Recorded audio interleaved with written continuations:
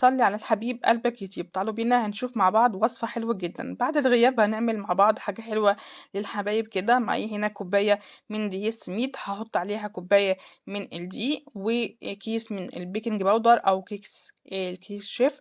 نخلت الكيك شيف كده مع الدقيق زي ما انتم شايفين كده، اتأكد ان هو ما فيهوش اي تكتلات. وبعد كده هقلب كل المكونات مع بعضها. كوباية من دقيق السميد عليها كوباية من الدقيق وكيس كيك شيف. تمام كده بقلب كل المكونات زي ما انتم شايفين كده مع بعضها، وبخلي كل دي يتجانس مع السميد بالشكل ده. هنبدأ بقى نجهز مع بعض كده اللي هي المكونات التانية. بس متنسونيش في اللايك. فين اللايك؟ معايا هنا 3 بيضات. حطيت ال3 بيضات في شفشق الخلاط، هضيف عليهم كوباية الا ربع من الزيت، وهضيف كمان كوباية من اللبن. تمام كده، كوباية لبن، كوباية سكر، كوباية الا ربع من الزيت، و3 معالق كبار من جوز الهند، 3 معالق كبار من اللبن البودر، رشة من الملح، ونص معلقة صغيرة من الفانيليا.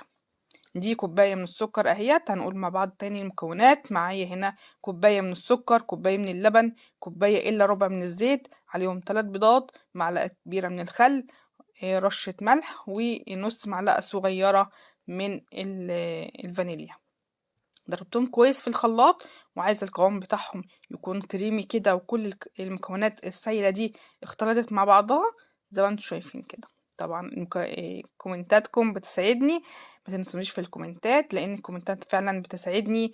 والقوام بعد ما ضربته اهوت هحطه بقى هنا على المكونات الجافة. هنزل كده نقول بسم الله، وهقلب كل المكونات مع بعضها. بنزل بالسايلة كده على الجافة وبقلب كويس، ونخلي بالنا علشان الدقيق بتاعنا ما يعملش جلوتين ويخلي لي العجينة بتاعتي او الكيك بتاعي عجين مش كيك. يعني انا بقلب بشويش من فوق لتحت في اتجاه واحد لحد ما اتاكد ان كل المكونات تجانست مع بعضها، ونتاكد ان الدقيق اختفى تماما. تمام كده. معايا هنا صينية بطنتها، دهنتها بالزيت او بالسمنة، وبعدين حطيت عليها رشة من الدقيق. وزي ما انتم شايفين كده الصينية متبطنة كويس جدا. الفرن معايا والي على درجة حرارة 180 من قبل ما اشتغل خالص، علشان يكون واحنا بندخل الكيك تكون الحرارة بتاعته مظبوطة. تمام كده. نزلت هنا بقى بكل المكونات زي ما انتم شايفين الكيك كده، حطيتها في الصينية، وهنزل كل الخليط ده من البولة وهحطه كده في الصينية زي ما انتم شايفين. هاخد الصينية كده واديها خبطتين عشان نطلع الهواء الزيادة من الكيك، وهدخلها على الشبكة في النص او فوق شوية عن النص، علشان هي هتاخد وقت معايا. هدخلها على درجة حرارة 180، بعدين هختبرها كده اتاكد ان هي استوت. لو طلعت الخلة او السكينة طلعت ما فيهاش اي عجينة، يبقى كده هي استوت. لو محتاجة لون نحمرها من فوق شوية، بنولع الشواية ونخلي بالنا منها. بعد كده الكيك خلاص دخلتها الفرن. هعمل هنا السيرب، كوباية ونص من السكر، كوباية ونص من المية، حطيتهم على النار لحد ما اخدوا حوالي 7 دقايق على النار كده، لحد ما اتأكدت ان السكر داب. بعد كده بنزل عليه بشوية من الفانيليا، ومعلقة صغيرة او نص معلقة كبيرة من السمنة البلدي عشان تدي طعم وريحة ولمعة لكيك الرواني اللي احنا عملناه.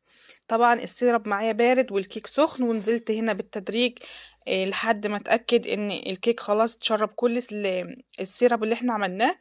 انا نزلت هنا بالسيرب على مرتين لحد ما اتشربت الكيك. بعد كده هنا بحط شوية من جوز الهند علشان انا هقلبها وعشان ما تلزقش في الطبق. وهنشوفها كده مع بعض. بسم الله ما شاء الله اللهم بارك. كده اللون بتاعها تحفة. وهنا بزينها بجوز الهند برضو. شايفين اتشربت كل السيرب. السكر بتاعها مش عالي يا جماعة، السيرب بتاعها والكيك طعمها جميل جدا. انا من الناس اللي مش بحب السكر عالي، بس هي بصراحة سكرها مظبوط. يعني لما اتشربت السيرب مش مخلي سكرها زيادة ولا حاجة. زي ما انتم شايفين كده لونها فاتح من جوه وهشة وطرية وكيك طعمه جنن جدا للناس. كمان اللي بتحب الجوز الهند، هي طعمها حلو قوي، سهلة وبسيطة. اعمليها لاولادك هيفرحوا بيها جدا بجد. كل اللي اكلها عجبته. ما تنسونيش في اللايك وشير وسبسكرايب لقناتي على اليوتيوب باسم أميرة أبو زيد بالعربي، بيجي القناة على الفيسبوك باسم أميرة أبو زيد بالعربي والإنجليش.